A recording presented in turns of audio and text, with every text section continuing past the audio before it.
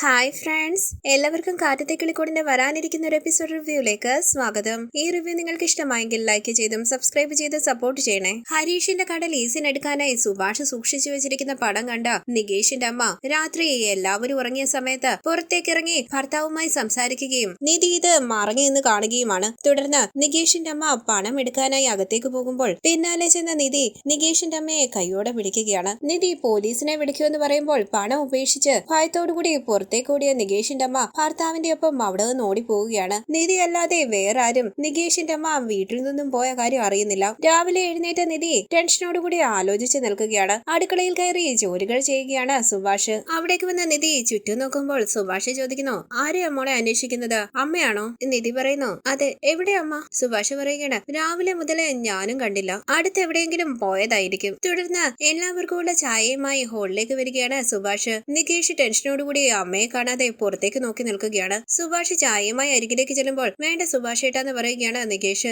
എല്ലാവരും ചായ കുടിച്ചുകൊണ്ടിരിക്കുമ്പോൾ നികേഷ് പറയുകയാണ്, അമ്മ എവിടെയെങ്കിലും കാണുന്നില്ല. അടുത്തെവിടെയെങ്കിലും പോയതായിരിക്കുമെന്ന് സുഭാഷ് പറയുമ്പോൾ സുധീഷ് പറയുകയാണ്, ഇത്ര രാവിലെ എവിടെ പോയതായിരിക്കും? സുഭാഷ് പറയുന്നു, നികേഷ് നീ അമ്മയുടെ ഫോണിലേക്ക് വിളിച്ചു നോക്ക്. ടെൻഷനോടുകൂടി നികേഷ് പറയുന്നു, സുഭാഷ് ഏട്ടാ സ്വിച്ച് ഓഫ് ആണെന്നാ പറയുന്നത്. സ്വിച്ച് ഓഫ് എന്ന് സുഭാഷ് ചോദിക്കുമ്പോൾ ഹരീഷ് പറയുകയാണ്, എടാ ഇവിടെ അടുത്ത് എവിടെയെങ്കിലും പോയതായിരിക്കും, ഉടനെ വരും. നികേഷ് ടെൻഷനോടുകൂടി പുറത്തേക്ക് പോവുകയാണ്.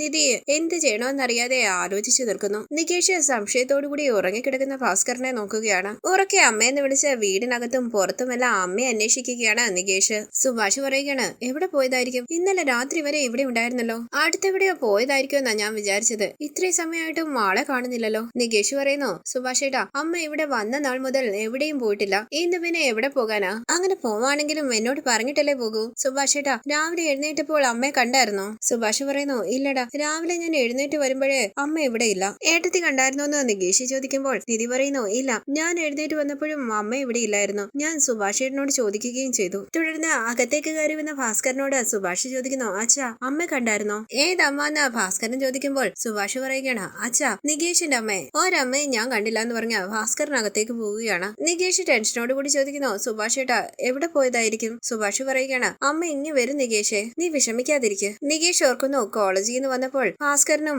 അമ്മയും കൂടി വഴക്ക് കൂടുന്നത് കണ്ടതും ഭാസ്കരൻ അമ്മയുടെ കഴുത്തിൽ കയറി പിടിച്ചതും. തുടർന്ന് മുഖം കഴുകി ഭാസ്കരൻ അവിടേക്ക് വരുമ്പോൾ നികേഷ് പറയുകയാണ്, സുഭാഷ് ഏട്ടാ ഇയാളാ അമ്മ എന്തോ ചെയ്തിട്ടുണ്ട്. നിധി പറയുന്നു, നികേഷ് മിണ്ടാത്ത് നിൽക്ക്. നികേഷ് പറയുകയാണ്, ഏട്ടത്തി ഇയാൾ അമ്മ എന്തോ ചെയ്തിട്ടുണ്ട്. എപ്പോ നോക്കിയാലും അമ്മയുമായിട്ട് വഴക്കായിരുന്നു. അമ്മയോട് ഇറങ്ങിപ്പോന്ന് പറഞ്ഞ് അമ്മയെ ഉപദ്രവിക്കാൻ ശ്രമിക്കുന്നത് ഞാൻ കണ്ടതാ. ഇയാള് അമ്മയുടെ കഴുത്ത് ഞെരിച്ച് കൊല്ലാൻ ശ്രമിച്ചു. അമ്മ ഇവിടെ താമസിക്കുന്നത് ഇയാൾക്ക് ഇഷ്ടമല്ലായിരുന്നു. അമ്മയെ അത് എപ്പോഴും പറയുമായിരുന്നു. ഉറപ്പായിട്ടും ഇയാള് അമ്മയെ വിരട്ടി ഓടിച്ചതാ. ഭാസ്കരൻ ഒന്നും മിണ്ടാൻ നിൽക്കുമ്പോൾ നിധി പറയുന്നു, നികേഷ് നിന്നോട് മിണ്ടാൻ നിൽക്കാനല്ലേ പറഞ്ഞത്? എന്താ നടന്നേന്നറിയാതെ വെറുതെ ഓരോന്ന് പറഞ്ഞുണ്ടാക്കരുത്. നികേഷ് പറയുന്നു, ഏട്ടത്തി എന്താ നടന്നേന്ന് ഞാൻ പറയാം. നമ്മൾ എല്ലാവരും ഉറങ്ങിയതിനു ശേഷം അമ്മയുടെ അടുത്ത് ചെന്ന് വഴക്കുണ്ടാക്കി കാണും. അന്ന് ചെയ്തതുപോലെ കഴുത്ത് പിടിച്ച് ഞെരുക്കി കാണും. അതായിരിക്കും അമ്മ വീട് വിട്ടു പോയത്. ഇത് തന്നെ ആയിരിക്കും ഏട്ടത്തി നടന്നത്. നിധി ചോദിക്കുന്നു, ഇതെല്ലാം നടന്നത് നീ കണ്ടായിരുന്നോ? നികേഷ് പറയുന്നു, ഇല്ല ഏട്ടത്തി, പക്ഷേ ഉറപ്പായിട്ടും അമ്മ ഇവിടുന്ന് പോകാൻ കാരണക്കാരൻ ഇയാളാണ്. നിങ്ങളോട് ഞാൻ ചോദിക്കുന്നത്, എന്റെ അമ്മ എവിടെ?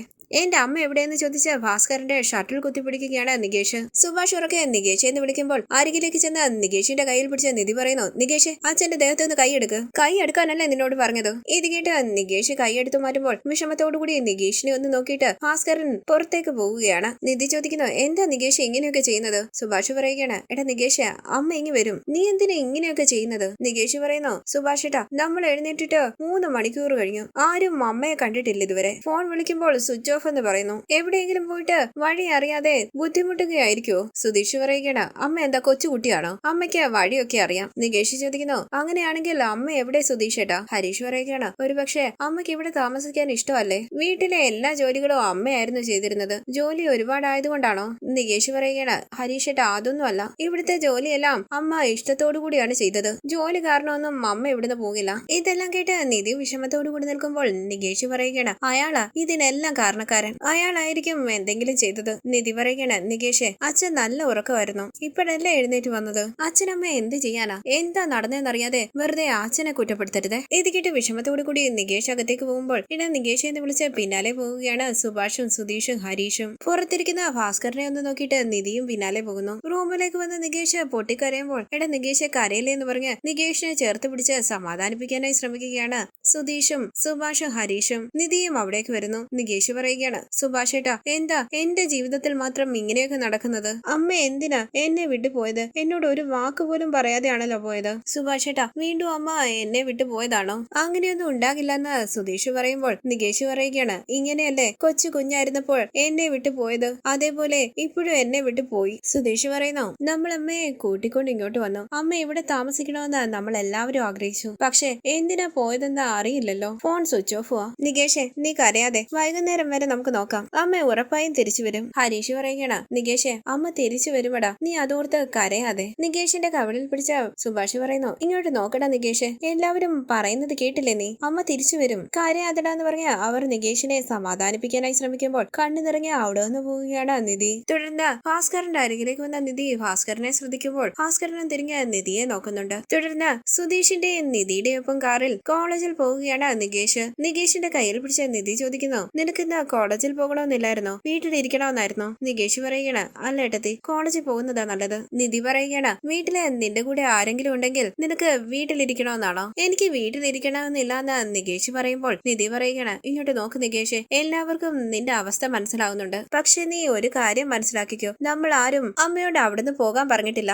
അമ്മ തന്നെയാണ് അവിടെ നിന്ന് പോയത്. നികേഷ് പറയുന്നു, അമ്മ ഒരിക്കലും എന്നെ വിട്ടു പോകില്ല. എനിക്ക് അയാളെയാണ് സംശയം. അയാൾ എപ്പോഴും അമ്മയെ വഴക്ക് പറയുകയും കുറ്റപ്പെടുത്തുകയായിരുന്നല്ലോ. നിധി പറയുകയാണ്, നികേഷ്, നിന്റെ അമ്മ രാത്രി നമ്മളോട് എല്ലാവരോടും നന്നായി സംസാരിച്ചിട്ടല്ലേ കിടന്നത്? രാവിലെ എഴുന്നേറ്റ് നോക്കിയപ്പോൾ നിന്റെ അമ്മ അവിടെ ഇല്ല. ഇതിനിടയില് അച്ഛൻ എന്ത് ചെയ്തെന്നാ നീ പറയുന്നത്? വീണ്ടും വഴക്കുണ്ടായി കാണുമെന്നോ? അങ്ങനെ ഉണ്ടായിട്ടുണ്ടെങ്കിൽ നമ്മൾ അത് അറിയില്ലേ? അച്ഛൻ ഇതുമായി ഒരു ബന്ധവും കാണില്ല. അമ്മ അമ്മയുടെ ഇഷ്ടത്തിന് പോയതാണ്. നികേഷ് പറയുകയാണ്, പറഞ്ഞിട്ട് പോകരുതായിരുന്നോ? നിധി പറയുകയാണ്, അമ്മ പോകണമെന്ന് തീരുമാനിച്ചു. പറഞ്ഞിട്ട് പോകാന്ന് വിചാരിച്ചാൽ നമ്മൾ അതിന് സമ്മതിക്കില്ല. അതുകൊണ്ടാ പറയാതെ പോയത്. ഇതെല്ലാം അമ്മയുടെ തീരുമാനം തന്നെയാ. നികേഷ് ചോദിക്കുന്നു, എന്താ ഏട്ടത്തി, അമ്മയ്ക്ക് എന്റെ ഇഷ്ടമല്ലേ, അതുകൊണ്ടാണോ പോയത്? നിധി പറയുന്നു, നികേഷേ, ഇങ്ങനെ ഓരോ ചോദ്യങ്ങൾ ചോദിച്ച് നീ ഇങ്ങനെ വിഷമിക്കാതെ. അമ്മയ്ക്ക് നിന്നെ ഇഷ്ടമില്ലാത്തത് കൊണ്ടൊന്നുമല്ല, ഇതിന് പിന്നിൽ എന്തോ ഒരു കാരണം കാണും. അതായിരിക്കും അമ്മ നിന്നെ വിട്ടു പോയത്. അതെന്താണെന്ന് നമുക്കറിയില്ലല്ലോ. അമ്മ ആരോടും പറയാതല്ലേ പോയത്? നികേഷ് ചോദിക്കുന്നു, ഏട്ടത്തി, ഇനി എനിക്ക് അമ്മയെ കാണാൻ പറ്റില്ലേ? നിധി ചോദിക്കുന്നു, എവിടെ പോയി അന്വേഷിക്കണോ എന്നാ നീ പറയുന്നത്? നികേഷ് ചോദിക്കണ,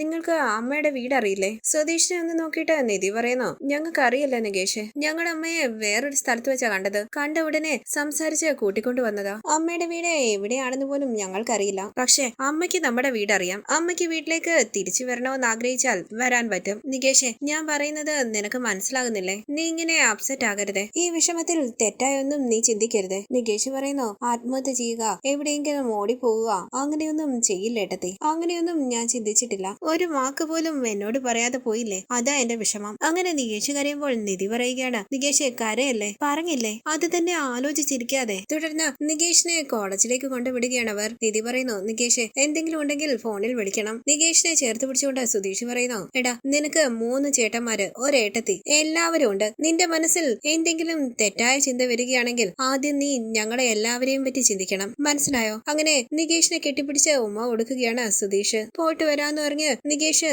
നിധിയെയും സുധീഷിനെ ഒന്ന് നോക്കിയിട്ട് കോളേജിനകത്തേക്ക് പോവുകയാണ്. തുടർന്ന് സുധീഷ് ചോദിക്കുന്നു, നിധി, നികേഷിന്റെ അമ്മ എവിടെ പോയതായിരിക്കും? എന്തിനാ ഇങ്ങനെ വീട് വിട്ടൊക്കെ ഇറങ്ങിപ്പോയത്? ഒരുപക്ഷെ നികേഷ് പറയുന്നത് പോലെ അയാളായിരിക്കോ അമ്മ അവിടെ നിന്ന് പറഞ്ഞു വിട്ടത്? രാത്രിയിൽ വഴക്കുണ്ടാക്കി ഇറക്കി വിടാനുള്ള ചാൻസ് ഒന്നും കാണുന്നില്ല.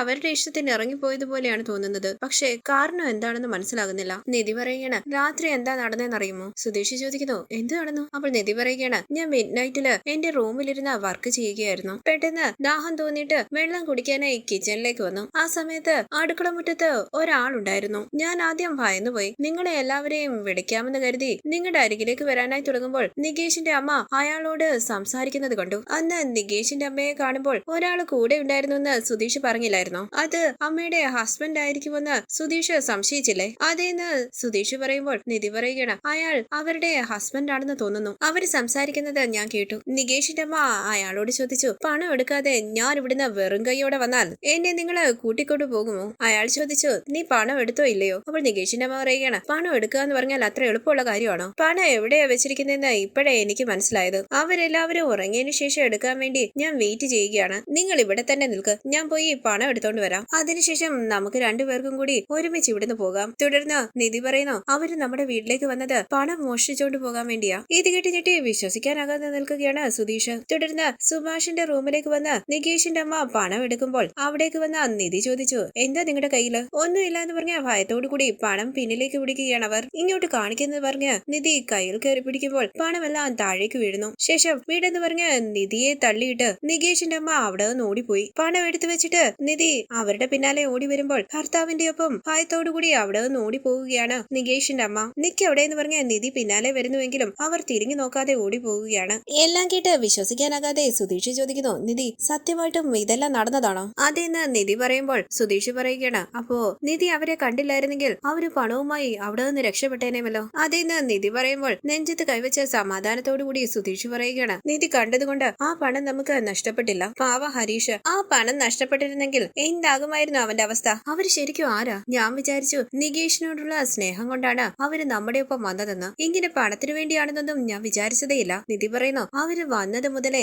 എനിക്ക് അവരെ സംശയം ഉണ്ടായിരുന്നു. സുധീഷ് പറഞ്ഞില്ലായിരുന്നു ഓവറായിട്ട് പെർഫോം ചെയ്യുകയാണ് അവരെന്ന്? എനിക്കും അത് തന്നെ തോന്നി. ഇടയ്ക്കിടയ്ക്ക് മാറി നിന്ന് ഫോൺ ചെയ്യും. ചോദിക്കുമ്പോൾ ഞാൻ ഫോണിൽ സംസാരിച്ചിട്ടില്ലായിരുന്നെന്ന് പറയും. എന്നെ ആര് ഫോണിൽ വിളിക്കാനാണെന്നൊക്കെ പറഞ്ഞ് ഒരു പാവത്തിനെ പോലെ സംസാരിക്കും. അതൊക്കെ കൊണ്ട് ഞാൻ അവരെ സംശയിച്ചിരുന്നു. ഇന്നലെ അവര് പണം എടുക്കുമ്പോൾ ഞാൻ കൈയോടെ പിടിച്ചതാ. നിങ്ങളെ എല്ലാവരെയും വിളിച്ചുണർത്തി നടന്ന കാര്യങ്ങൾ പറയാമെന്ന് ആലോചിക്കുമ്പോഴേക്കും അവരവിടുന്ന് ഓടിപ്പോയി. ഞാൻ അവരുടെ പിന്നാലെ ഓടി, പക്ഷെ പിടിക്കാൻ പറ്റിയില്ല. എനിക്കവരെ പിടിക്കുന്നതിനേക്കാളും പ്രധാനം ആ പണമായിരുന്നു. ആ പണം എടുത്ത് സൂക്ഷിച്ചു വെക്കണമെന്നായിരുന്നു എന്റെ മനസ്സിൽ. അതുകൊണ്ട് ഞാൻ അകത്തേക്ക് കയറുമെന്ന് പണം സുഭാഷേട്ടൻ വെച്ചതുപോലെ തന്നെ വെച്ച് വീടെല്ലാം ലോക്ക് ചെയ്തു. സുധീഷ് പറയുകയാണ്, നിധി ഇത്രയൊക്കെ നടന്നിട്ടും എന്നോട് എന്താ പറയാഞ്ഞത്? അപ്പൊ തന്നെ എന്നോട് പറയണമായിരുന്നു. നിധി പറയുകയാണ്, എങ്ങനെയാ പറയുക സുധീഷ്? നികേഷ് സുധീഷിന്റെ ഒപ്പം അല്ലേ കിടക്കുന്നത്? അവൻ ഈ കാര്യം അറിഞ്ഞാൽ അവൻ എങ്ങനെ ഇതെല്ലാം താങ്ങും? അമ്മ പോയതിന് കാരണം അച്ഛനാണെന്നാണ് അവൻ ചിന്തിക്കുന്നത്. ഇതെല്ലാം അറിഞ്ഞാൽ നികേഷിന് സഹിക്കാൻ കഴിയില്ല. പിന്നെ അവനെ സമാധാനിപ്പിക്കാൻ നമ്മളെ കൊണ്ട് കഴിയില്ല.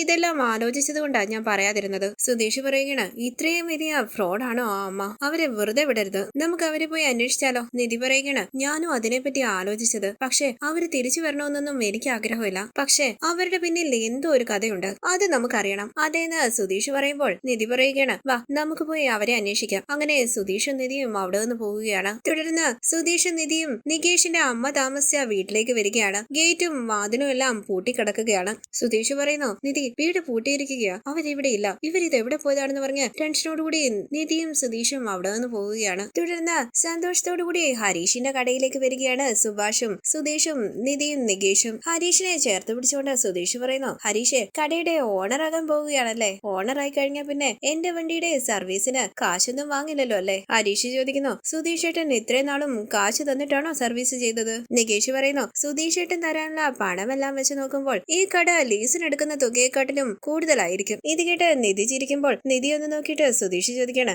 ഇപ്പൊ നിന്നോട് ഇത് ആരെങ്കിലും ചോദിച്ചോ? നീ ഒന്ന് മിണ്ടാൻ നിൽക്കുമോ? എല്ലാവരും ചിരിച്ചുകൊണ്ട് സുധീഷിനെ നോക്കുകയാണ്. സുഭാഷ് പറയുന്നു, ഹരീഷ് ഒരുപാട് സന്തോഷമുണ്ട്. നീ ഓണർ ആകണമെന്ന് ഞാൻ ഒരുപാട് ആഗ്രഹിച്ചതാ. അതിന്ന് സത്യമാകുകയാണ്. ഈ സമയം കടയുടെ ഓണർ അവിടേക്ക് വരികയാണ്. എല്ലാവരും സന്തോഷത്തോടു കൂടി ഓണറുടെ അരികിലേക്ക് വരികയാണ്. സുഭാഷ് പറയുന്നു, ചേട്ടനെ കണ്ടിട്ട് ഒരുപാട് നാളായി. സുഖമായിട്ടിരിക്കുന്നോ? ഓണർ പറയുന്നു, സുഖമായിട്ടിരിക്കുന്നു സുഭാഷെ. കുടുംബമായിട്ട് എല്ലാവരും ഉണ്ടല്ലോ. എന്റെ കടയിലേക്ക് ചെറിയ പയ്യനായിരുന്നപ്പോൾ ഹരീഷ് വന്നതാ. ഇന്നിപ്പോൾ കട ലീസിനെടുത്ത് നടത്താൻ പോവുകയാണ്. ഇതിനെയാണ് വളർച്ചയെന്ന് പറയുന്നത്.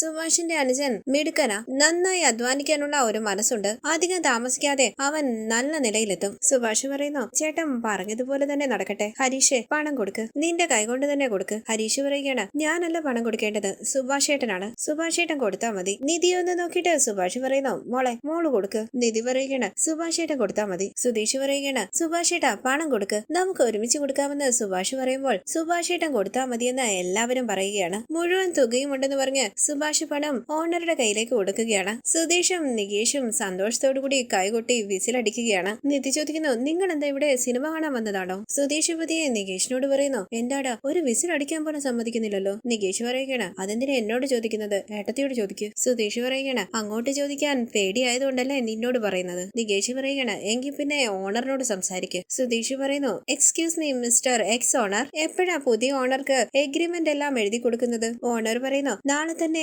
എല്ലാ കാര്യങ്ങളും ചെയ്യാം. എഗ്രിമെന്റ് എല്ലാം റെഡിയാക്കാൻ പറഞ്ഞിട്ടുണ്ട്. ഇന്ന് നല്ല ദിവസമാണെന്ന് പറഞ്ഞതുകൊണ്ടാ കാശ് വാങ്ങിക്കാനായി ഞാൻ വന്നത്. ഇന്നു മുതൽ ഇത് ഹരീഷിന്റെ കടയാ. എന്താ ഹരീഷ്? സന്തോഷത്തോടുകൂടി ഹരീഷ് പറയുന്നു, ശരിയേട്ടാ. ഇത് കേട്ട് സന്തോഷത്തോടുകൂടി പൊട്ടിച്ചിരിച്ച് കൈകൊട്ടി വിസിലടിക്കുകയാണ് ചന്തുവും ടിറ്റുവും നികേഷും. സുധീഷ് തിരിഞ്ഞ് അവനെ നോക്കുമ്പോൾ നിധി സന്തോഷത്തോടുകൂടി അവരെ എല്ലാവരെയും നോക്കുകയാണ്. നിധിയൊന്ന് നോക്കിയിട്ട് സുധീഷ് മനസ്സിൽ പറയുന്നു, ഇവന്മാരെന്ത് ചെയ്താലും ഒന്നും പറയില്ല, ഞാൻ എന്തെങ്കിലും ചെയ്യുമ്പോഴാ കുഴപ്പം. പാർഷ്യാലിറ്റി. ഓണർ പറയുന്നു, ഈ കട ഞാൻ ലീസിനെടുത്തതിന് വന്നതിന് ശേഷമാണ് എന്റെ ജീവിതത്തിൽ നല്ല കാര്യങ്ങളൊക്കെ നടന്നത്. നല്ല ഐശ്വര്യമുള്ള കടയാണ്. ഹരീഷും നല്ല ഐശ്വര്യമുള്ള പയ്യനാ. ഇവിടെ തന്നെ ജോലി ചെയ്ത് കട ലീസിനെടുക്കുന്നത് ചെറിയ കാര്യമല്ല. നന്നായി വരട്ടെ എന്ന് പറഞ്ഞ് സന്തോഷത്തോടു കൂടി പണവുമായി അവിടെ നിന്ന് പോവുകയാണ് ഓണർ. കുറച്ചപ്പുറത്തായി വന്ന നീതു അവരെ ശ്രദ്ധിക്കുകയാണ്. എല്ലാവരും സന്തോഷത്തോടു കൂടി ഹരീഷിനെ ചേർത്ത് പിടിക്കുന്നു. ഹരീഷിന് കൈ കൊടുത്തുകൊണ്ട് നിധി പറയുന്നു, കൺഗ്രാചുലേഷൻസ് ഹരീഷേ. നീതു മനസ്സിൽ പറയുകയാണ്, ഞാൻ അവിടെ ഇല്ല, എന്നെ കുറിച്ചൊന്ന് ചിന്തിക്കുന്നത് പോലും ഇല്ല ഹരീഷ്. അവൻ അവന്റെ കുടുംബത്തെ കണ്ട പിന്നെ എന്നെ വേണ്ടാലോ. എല്ലാവരും സന്തോഷത്തോടു കൂടി സംസാരിച്ചു നിൽക്കുമ്പോൾ നീതു ഹരീഷിന്റെ ഫോണിലേക്ക് വിളിക്കുകയാണ്. കോള് കണ്ട് ഫോൺ അറ്റൻഡ് ചെയ്യാതെ അവരുമായി സംസാരിച്ചു നിൽക്കുകയാണ് ഹരീഷ്. നീതു ഹരീഷിനെ ഒന്ന് ശ്രദ്ധിച്ചിട്ട് വിഷമത്തോടു കൂടി നിൽക്കുകയാണ്. ഈ സീരിയലിന്റെ കൂടുതൽ വീഡിയോസിനായി ചാനൽ സബ്സ്ക്രൈബ് ചെയ്ത് സപ്പോർട്ട് ചെയ്യണേ. താങ്ക്